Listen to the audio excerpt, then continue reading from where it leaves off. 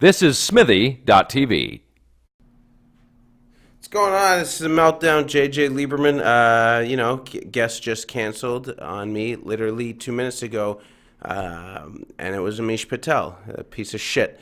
So for those who know him, you can send him this video saying he's a scumbag. No, he couldn't make it. He was about 20 minutes late. I said, I don't have time. It's another thing. I don't have time. But next week we're going to have a great show with a couple good guests. I just can't wait. I mean, I can't do that. Like I'm 33. I can't be waiting for people anymore. Like I'll walk in the doctor's office and the doctor's like, it's like 3 o'clock appointment and there's 20 people ahead of me. I'll say, fuck it. If I'll die, I'll die. It's meant to be. I just can't wait for these people who have like, they're all too self-important or self-entitled. Like everyone believes they're owed something. I don't think I'm better than anyone. I'm just not going to wait. I'm not going to wait around like a fucking idiot twiddling my thumbs. I don't do that anymore. I can't just sit there. Like this is what what would I have done? It's 1:30 now, or I don't even, no, it's 12:30 now. And Amish said, I'm coming at 1. What am I going to do for 30 minutes?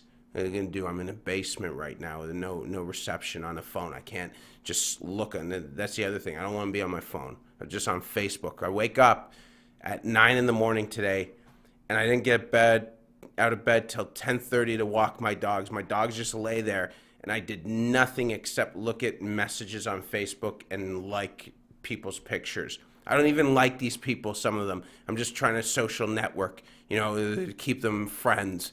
Some of my buddies just said, oh, I just went on a date, met a great girl, I liked it. I don't care. I really don't. I just like it to be affable. It's just, I hate life so much sometimes. It's that, you gotta show, when you're too honest, people don't like you. So you gotta fake it. Like I'm a fake person sometimes, but I'm not fake in a bad way. I'm fake like, hey, I'm not a piece of shit all the time, but I am. Like, I'm just miserable. Like right now, I didn't even, I was prepared. I didn't put myself in a situation. Someone put me out, and I'm not even throwing him under the bus. I said his name, whatever. It probably would have been shit with him on it. But we have a new show together, June 4th at the Firkin on King, and got a great headliner. Just got to confirm it, but he's probably one of the biggest in Canada. So once we confirm that, June 4th, Wednesday, Firkin on King. For those who are out of Toronto, you can't come, whatever. For those who see this and don't come, fuck you. I didn't want you there anyways.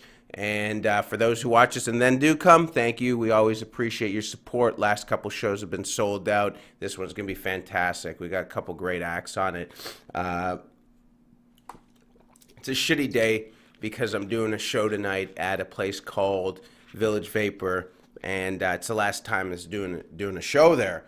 And in the 2 years I've been doing stand up, this is a place I perform more than any other place. I've done it probably 50 times in the 2 years, and it's closing its door today. It's a weed lounge. People go there, they smoke weed, and it's shitty because the first time I ever did stand up, I did all right. I had this false hope of, oh, maybe I'm good. The second time I did stand up, I was doing it at this place, and I absolutely died. It was silence, and I never smoked weed before, and all this, all I see is like this cloud of, like I thought I was dying, like literally dying because I've never been, around weed or anything like that. And it's closing tonight, like 50, 60 times later after doing it. It was a place that I could always go. I could always do stand-up. And it's shitty. Like, I haven't been sad in the last 2 years about stand-up. I've been sad about other things, about how I'm 33 and, I'm unemployed. But other than that, I mean, it was a great space. And the fact that they're taking it away, the lease is up. The bitch who owns the building wants to sell for $12 fucking million. It's a shithole. The land's like worth $2 million.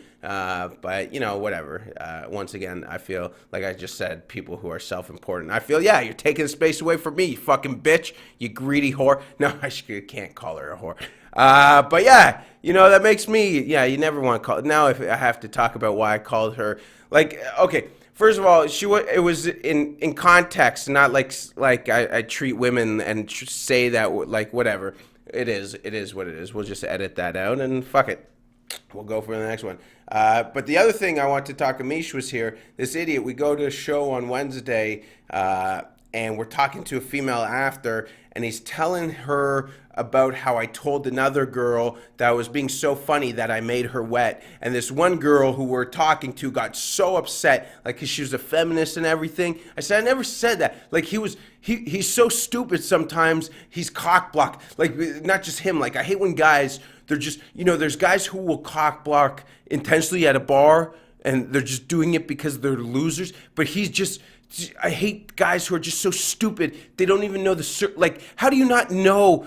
How could you say something? He's a grown man too. He's over 18 years old. How could you tell another female who didn't hear the other conversation with the other female that I told the other female that I just made her wet? Like, what do you think? This one woman's just gonna sit there? She was wearing a scarf and loosened her scarf when he said that. I said, oh shit, you're uncomfortable, aren't you? And she's like, well, it's kind of getting hot. I said, okay, we gotta go. We gotta end this. Like, this guy's so stupid. Not just him. Every guy. We're so like, I feel as a guy, like, we're just so stupid.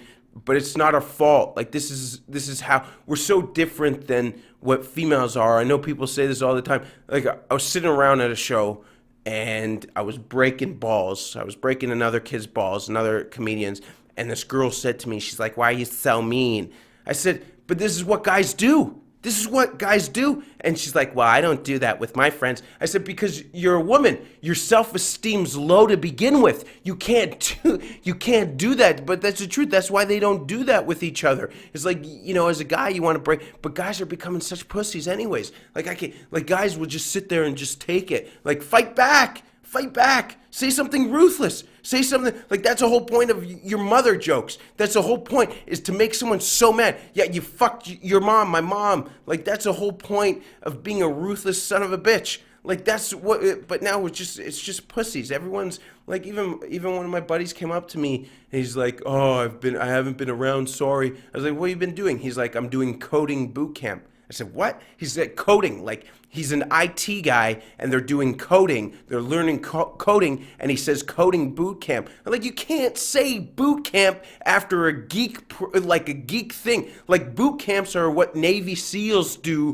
where they're going 6 weeks in, working off 2 hours sleep, where they're actually achieving something physical. A boot camp with a bunch of these nerds sitting there learning how to code, to hack. Like, that's the problem. The nerds are the jocks now. Like, the nerds are the bullies. Like, that's the thing. These guys are the ones that are committing the crime. Like, this, I wish it was just street crime. These guys are doing, like, the white collar crime, and they're getting away with it too. These guys who commit these crimes, they get 6 years, but they get to serve them consecutive terms. So they can, do this crazy, steal this money and do this everything like that, and they get to 6 years, serve it in the 6 instead of serving it in the 12. You know what I'm talking about, the consecutive term. But it's like, these guys are the bullies. These are badasses of society. It's just a bunch of these nerds taking out. Like, why? It's so bad. The problem are these anti-bullying campaigns.